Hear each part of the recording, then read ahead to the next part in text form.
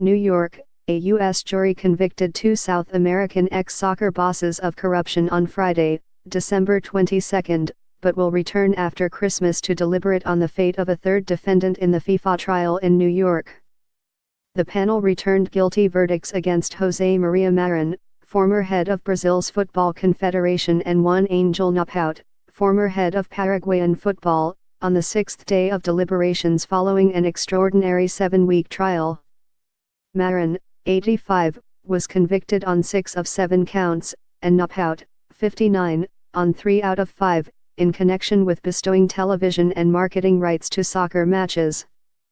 But the jury said they had not yet reached consensus on former Peru boss Manuel Berga, who faces 1 count of racketeering conspiracy. They will return to resume deliberations on Tuesday, after the Christmas holiday.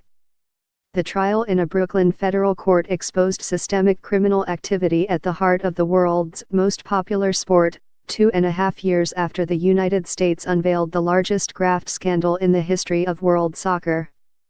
Government prosecutors indicted 42 officials and marketing executives, and the sports company Traffic detailed 92 alleged crimes to the tune of more than $200 million, but so far only these 3 defendants have faced trial.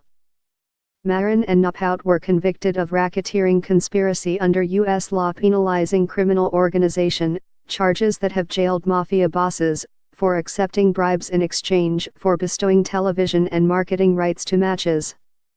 They betrayed no emotion as they heard the verdicts.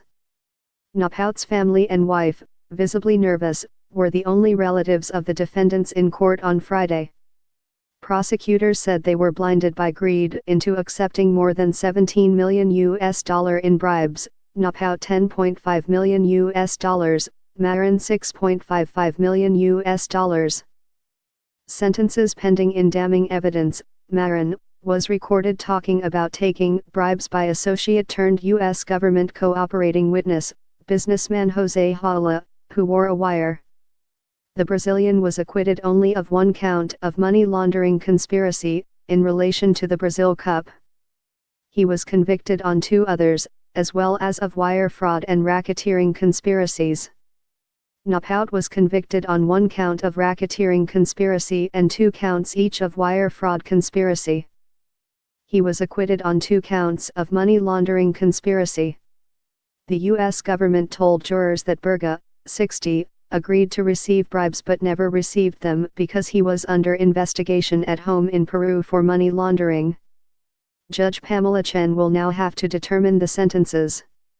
Each count faces a maximum penalty of 20 years behind bars. The defense has the right to appeal. Proceedings lifted the lid on the life of privilege, luxury, and excess enjoyed by members of FIFA's executive committee, of personal chauffeurs, private jets and presidential treatment, luxury hotels, meetings in idyllic resorts in the Bahamas or Mauritius, and even cruises on the Danube for wives, children, and grandchildren. The defendants mounted little case, leaving their lawyers to claim that while there was indisputable corruption at FIFA, nothing suggested their clients were directly involved.